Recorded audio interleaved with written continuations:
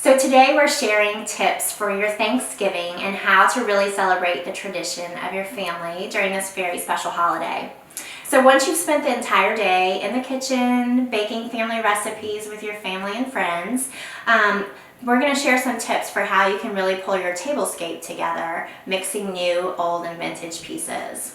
So the first tip today is really getting into your hutch and pulling out your grandmother's china or your wedding china and really making sure that you're using this. This is a great time of year to do it. If you have a big crowd for your holiday gathering, you only have a place setting for 12 and you have 20 guests, it's okay. This is a great time to really mix and match pieces and bring in new and old. Another tip is going to be to use your candlesticks, your big vintage platters, your salt and pepper shakers, pieces that you've collected over the years or that have been passed down.